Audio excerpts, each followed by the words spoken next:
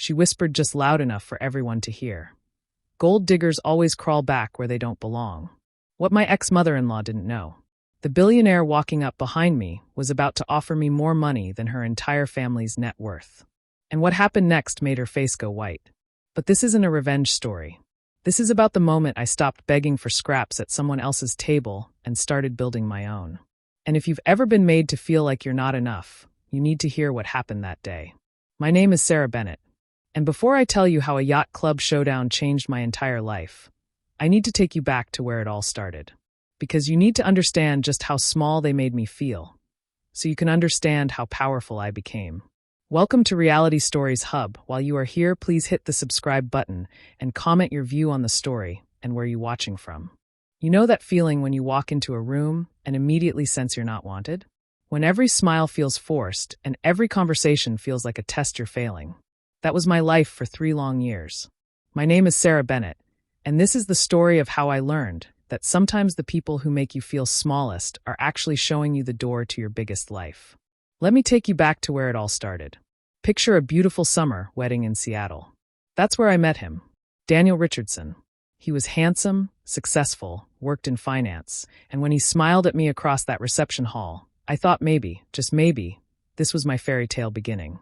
We dated for a year, and it was wonderful. He was everything I thought I wanted. Stable. Ambitious. He made me laugh until my stomach hurt. But then I met his mother. Patricia Richardson was the kind of woman who walked into rooms like she owned them.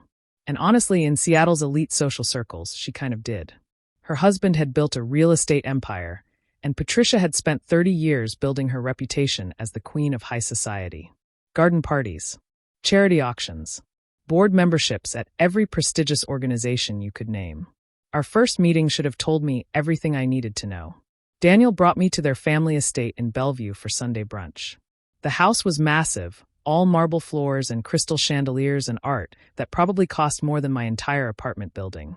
Patricia opened the door, looked me up and down like I was something she needed to inspect, and said, "Oh, you're much more casual than I expected." I was wearing a sundress. A nice one, but apparently not the right one. That was just the beginning. Over the next 3 years after Daniel proposed and we got married, Patricia made it her personal project to remind me every single day that I wasn't her choice. She never said it directly. She was too sophisticated for that. Instead, it came in 1,000 tiny cuts. She'd touch my hair at family dinners without asking and say things like, "It's so exotic. Where does your family come from originally?" When I'd cook for family gatherings, she'd taste my food and say, "How interesting. We usually have our chef prepare traditional dishes." At their country club, she'd introduce me to her friends and always add unnecessary context. "This is Sarah. She works in graphic design. Very creative, these artistic types." The worst part, Daniel didn't see it. Or maybe he did and just didn't want to deal with it. Whenever I tried to talk to him about how his mother made me feel, he'd get defensive. "That's just how she is," he'd say. "She means well. You're being too sensitive. She's from a different generation." I tried everything to make that woman like me. I dressed differently, bought expensive clothes I couldn't afford. I took French cooking classes because Patricia mentioned once that refined women should know French cuisine. I volunteered at her charity events, smiled at her friends, laughed at jokes that weren't funny. I bent myself into shapes I didn't recognize, trying to become someone she could approve of. But nothing worked. Nothing was ever enough. The breaking point came on a random Tuesday afternoon. I'd stopped by their house to drop off some documents Daniel had forgotten. I let myself in like Patricia had told me to do, and I heard her voice coming from the sitting room. She was on the phone with someone, and I heard my name. "Daniel is going through a phase," she said, her voice sharp and clear. "She's not suitable for this family. Not our kind of people. I give it another year before he realizes his mistake. In the meantime, I'm being as polite as I can manage." I stood in that hallway frozen, holding those papers, and something inside me broke. Not in a sad way. In a clarifying way. Like a fog lifting. I'd spent 3 years of my life trying to earn the approval of a woman who had decided on day one that I would never be good enough. That evening, I told Daniel what I'd heard. I expected him to be angry on my behalf. To defend me. To finally choose me over his mother's poison. Instead, he sighed like I was exhausting him. "She didn't mean it like that," he said. "You're taking it out of context. Why do you always have to create drama?" That's when I knew. I was never going to win. Not because I wasn't good enough, but because the game was rigged from the start. I was fighting for a place at a table where I would never be welcome. So I stopped fighting. I called a lawyer that week. Filed for divorce the next month. Daniel was shocked. He genuinely couldn't understand why I was throwing away our marriage over nothing. His mother sent me a brief text that said simply, "I think this is for the best." I moved out of our Bellevue apartment and into a small studio in Capitol Hill. I cried for weeks. I went to therapy 3 times a week at first, then twice, then once. My best friend Rachel held me while I sobbed and asked her why I wasn't enough. Why I couldn't make it work. Why I failed. But slowly something changed. I stopped seeing it as my failure. I started seeing it as my freedom. The thing about rock bottom is that it's solid. You can build on it. And that's exactly what I did. For 6 months after my divorce, I focused on one thing. Remembering who I was before I tried to become someone else. I'm a graphic designer, and I'm really good at what I do. During my marriage, I'd taken a safe job at a corporate firm because Patricia had made comments about freelancing being unstable and not serious work. But after the divorce, I quit that job. I went back to freelancing. I reached out to old clients. I built a portfolio that actually reflected my style, not what I thought looked professional enough for Patricia's world. And something amazing happened. My business exploded. Turns out, when you stop trying to fit into someone else's box, your real talents can actually shine. I landed a contract with a major outdoor clothing brand, then a tech startup, then a local restaurant chain that wanted to rebrand. My rates doubled, then tripled. I was making more money than I ever had in my life, and I was doing it on my own terms. I moved into a better apartment with huge windows and enough space for a proper home office. I bought plants. I painted one wall bright yellow just because I could. I adopted a cat named Mango. I started going to yoga classes and book clubs. I made new friends who didn't care where I came from or who my ex-husband's family was. Rachel watched this transformation with pride. "You're glowing," she told me one night over wine. "Like you've been turned back on." That's exactly how it felt. Like I'd been dimmed for years and suddenly someone hit the switch. Then one day, mail arrived that had been forwarded from my old address. It was a cream-colored envelope, expensive paper, elegant calligraphy. My stomach dropped before I even opened it. Inside was an invitation to an engagement party at the Emerald Bay Yacht Club. Daniel was getting engaged. Her name was Victoria Sterling. I actually laughed out loud when I saw the name. Of course. Victoria Sterling came from old Seattle money. Her father owned half the commercial properties downtown. She'd gone to the same private schools as Daniel, summered in the same places, knew all the same people. She was everything Patricia had wanted. Everything I could never be.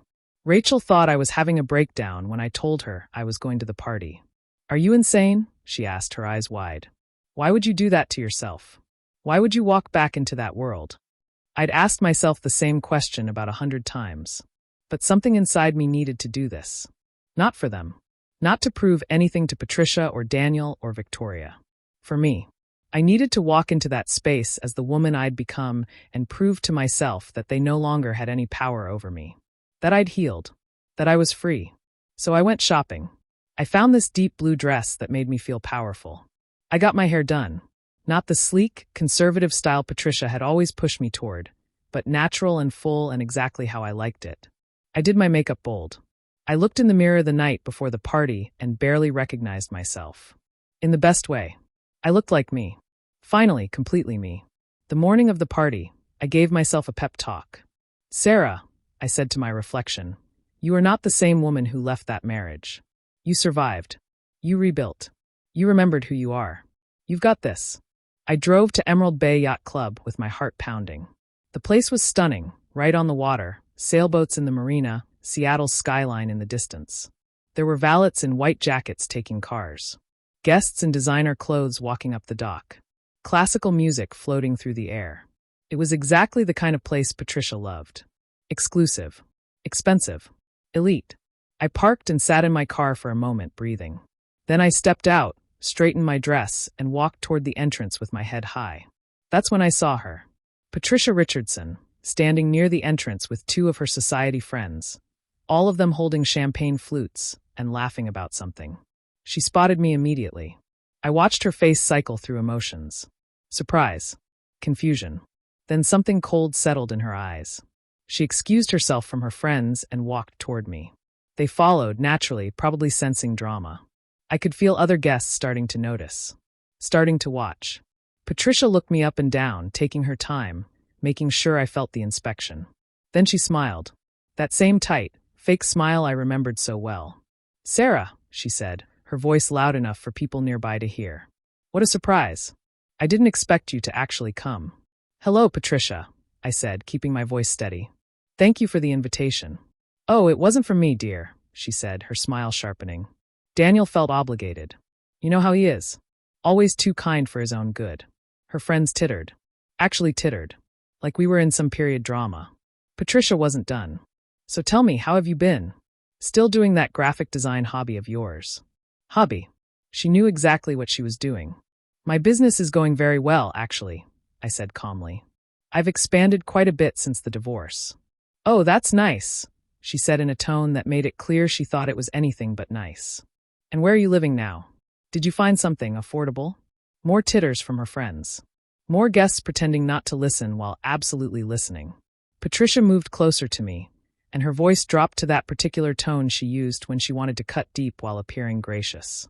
It was a skill she'd perfected over decades. The art of the elegant insult. "You know, Sarah," she said, examining her champagne glass like it was more interesting than me, "I always told Daniel you were trying too hard. That's how I knew it wouldn't last. People who truly belong never have to work at it. It's just natural." Her friends nodded like she'd said something profound. One of them, a woman named Charlotte who'd never spoken more than 3 words to me during my entire marriage, actually said, "So true, Patricia. Breeding tells." I felt my face get hot. My throat tightened. All those old feelings came rushing back. The shame. The not enoughness. The sense that no matter what I did, I would always be judged and found wanting by these people. Patricia wasn't finished. She never was. "I do hope you found where you fit, dear. Everyone has their place in the world. Some of us are meant for." She gestured around at the yacht club, the guests, the wealth and privilege on display. "This. And others are meant for something more modest." She paused, and I could see the satisfaction in her eyes. She was enjoying this. After all this time, she was still enjoying making me feel small. "I just hope," she continued, her voice dripping with fake concern, "that you've learned something from all of this. About knowing your limitations. About understanding when you're out of your depth." Her friends actually laughed. Not even trying to hide it anymore. And I could see other guests watching now, some looking uncomfortable, others looking entertained. I'd become their afternoon drama. Their entertainment. For a moment, I was transported back to every family dinner where I'd said the wrong thing. Every charity event where I'd worn the wrong dress. Every time Patricia had made me feel like an imposter, a fraud, someone playing dress-up in a world she didn't belong in. My eyes started to burn with tears I absolutely refused to let fall. Not here. Not in front of these people. Not in front of her. I excused myself, my voice somehow steady, and walked toward the back deck of the yacht club. I needed air. I needed space. I needed to remember why I'd come here in the first place.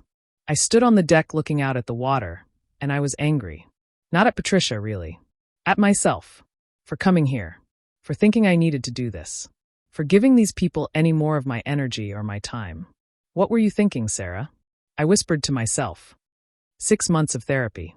6 months of building yourself back up. And here you are letting that woman get in your head again. I was seriously considering just leaving. Going home. Forgetting this whole stupid idea. Blocking Daniel's number. Blocking all reminders of this life I'd left behind. And moving forward without looking back. That's when I heard the commotion inside. Voices rising. Excited whispers. That particular energy that happens when someone important enters a room. I walked back inside to see what was happening, curious despite myself. And that's when I saw him. James Mitchell. If you don't know that name, let me explain. James Mitchell is one of those people whose success story gets told in business schools. He started a renewable energy company 15 years ago when everyone said solar power would never work in the Pacific Northwest. He proved them all wrong. His company now provides clean energy to half the state, employs thousands of people, and he's personally worth somewhere in the billions. He's on magazine covers. He gives TED Talks. He's the kind of person who makes people stop and stare when he walks into a room. And he'd just walked into the yacht club looking deeply uncomfortable, like he'd rather be literally anywhere else. Apparently, there was some environmental fundraiser happening in the club's main ballroom, and he was the keynote speaker and primary donor. But right now, he was trapped in the engagement party area, clearly trying to figure out how to politely escape. Patricia and her friends descended on him like sharks smelling blood in the water. Suddenly, they were all charm and smiles, introducing themselves, name-dropping mutual acquaintances, laughing too loud at things that weren't funny. James was polite but distant, professional but clearly uninterested. He kept scanning the room like he was looking for someone to rescue him. And then his eyes landed on me. His whole face changed. Confusion first, then recognition, then genuine surprise and happiness. He smiled, a real smile that reached his eyes, and started walking directly toward me. Patricia and her friends followed him, probably assuming he'd spotted someone behind me, some other important person they needed to impress. But he walked right up to me and said, "Sarah Bennett? Oh my God, is that really you?" I stared at this billionaire standing in front of me, acting like we were old friends. And I had absolutely no idea who he was. He must have seen the confusion on my face because he laughed. "It's James. James Mitchell. From Roosevelt High School? You tutored me in chemistry and English our senior year. You're literally the only reason I graduated." And then it clicked. Jimmy Mitchell. The quiet kid who sat in the back of class and struggled with every subject except math. Who'd been so anxious about failing that he'd almost dropped out until the school matched him with me for tutoring. Who'd been sweet and funny and so genuinely grateful for help. I'd tutored him for a year to make extra money for college. He'd paid me $20 a session, which I know his single mom could barely afford. "Jimmy," I said, the name coming out before I could stop it. "Oh my God, Jimmy Mitchell?" He grinned, and for a second I could see that anxious 17-year-old kid under the expensive suit and the confident posture. "Nobody's called me Jimmy in about 15 years, he said. "But yeah, it's me." We both started laughing, and it was like no time had passed at all. He pulled me into a hug, completely genuine and warm, and I heard Patricia behind us make a small sound of confusion. "I can't believe it's you," James said, pulling back but keeping his hands on my shoulders like he needed to make sure I was real. "I've actually been trying to find you for months. I'm serious. I had my assistant searching for a Sarah Bennett who went to Roosevelt, worked as a tutor, graduated in 2012. You were looking for me?" I asked, genuinely shocked. "Yes." He was excited now, talking fast. "Okay, so, you remember how I barely passed high school? Well, you didn't just help me pass. You taught me how to learn, how to break down complex problems, how to not be afraid of not knowing something. Those skills, Sarah, they're literally the foundation of everything I've built." I felt tears prick my eyes, but different tears than before. Good tears. "I'm launching a new initiative," he continued. "An education program focused on clean energy jobs. We're going to train people who've been overlooked by traditional systems. People from low-income backgrounds, people without degrees, people who need a second chance.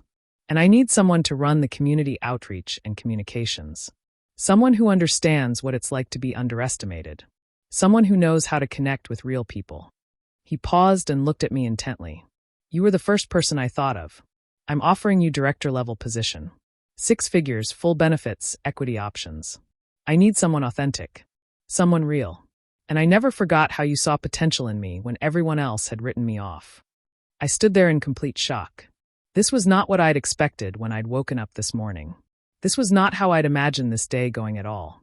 Behind James, I could see Patricia. Her face was pale. Her mouth was slightly open. Her friends looked like they'd been slapped. Other guests were staring openly now, not even pretending to give us privacy. And then I saw Daniel. He'd come out of wherever he'd been, probably heard the commotion. He was standing next to a beautiful blonde woman who must be Victoria, and he was staring at me and James with an expression I couldn't quite read. Shock, maybe. Or regret. Patricia recovered first. She always did. Suddenly, she was all smiles and sweetness, moving toward us with her hand extended. "Mr. Mitchell," she said in her most charming voice. "What a wonderful surprise. I'm Patricia Richardson.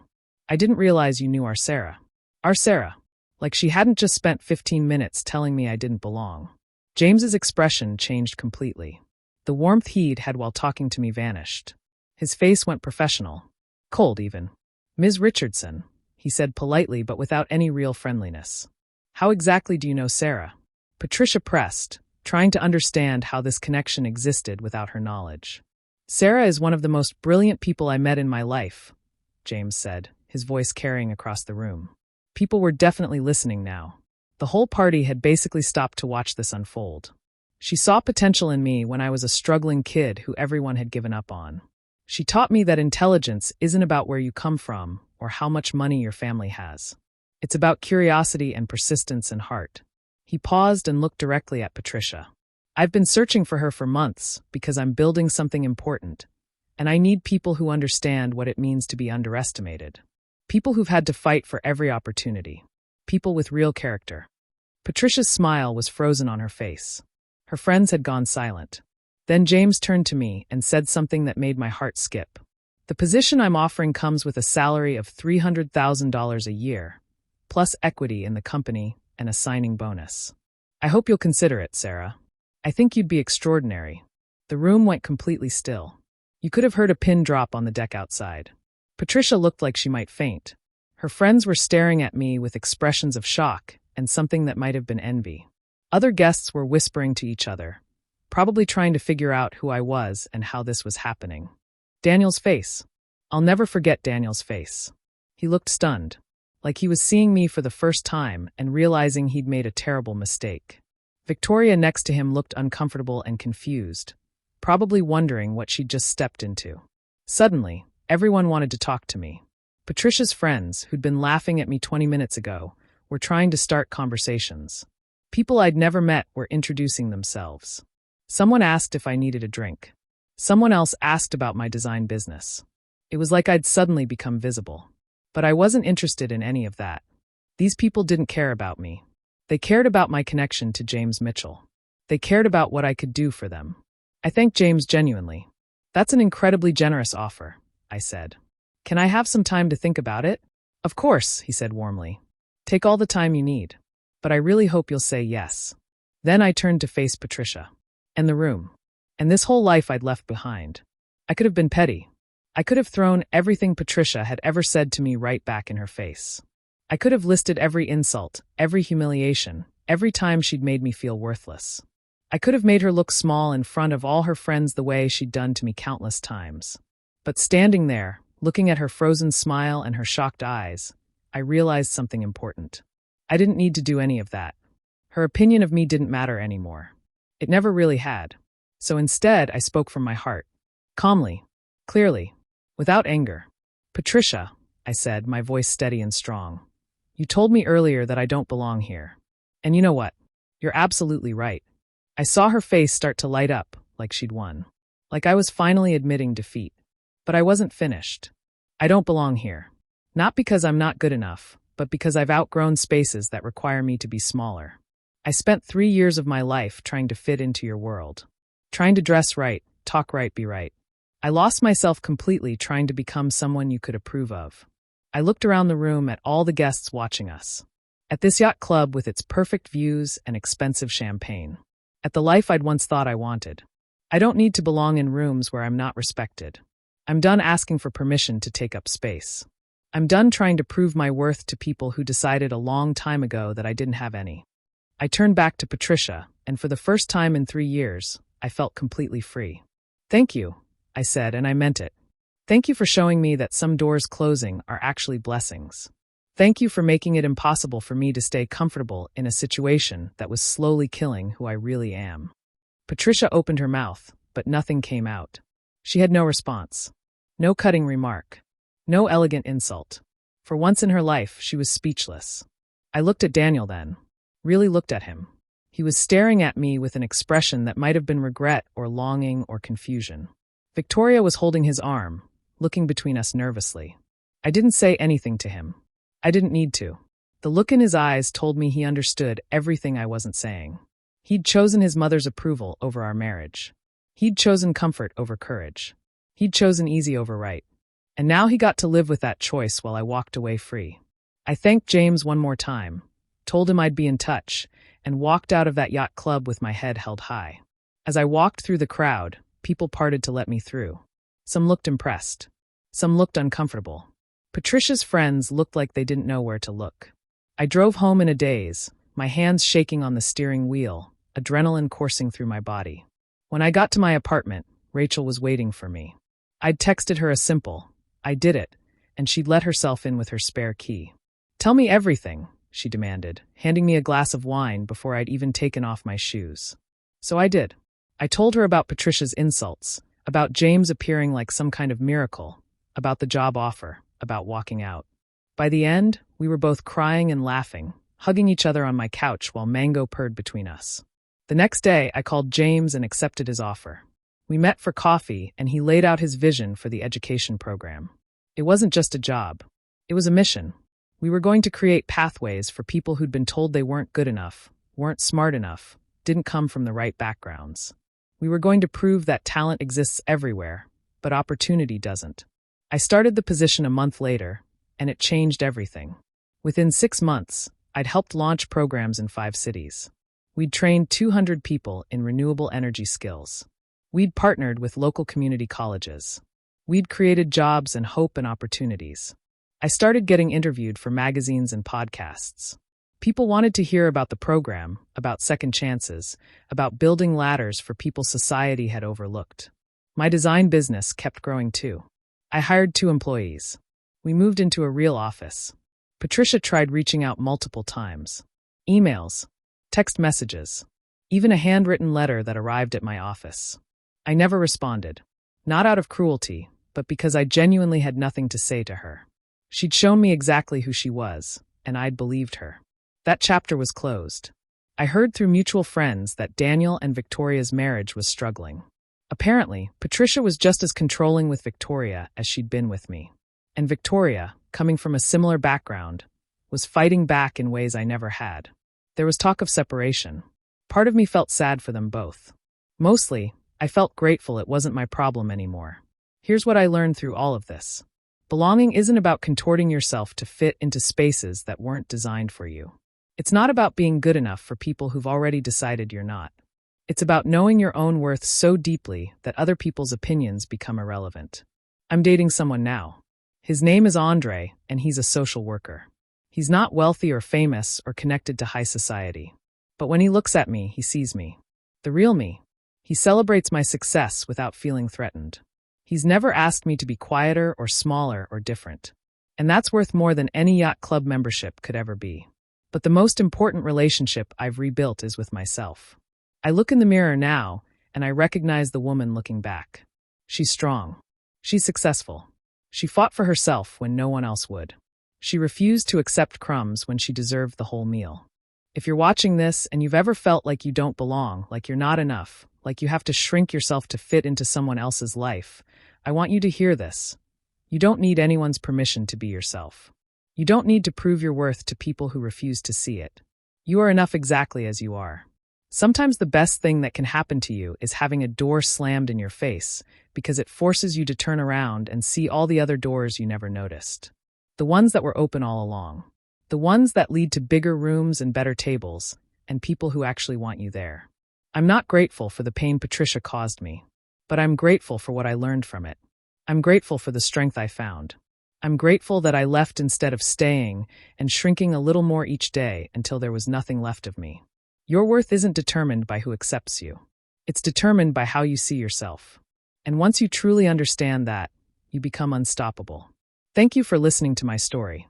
If it resonated with you, I hope you'll share it with someone who needs to hear it. And remember, the opinions of people who don't value you are completely irrelevant to your worth. Don't ever forget that. Now go build your own table.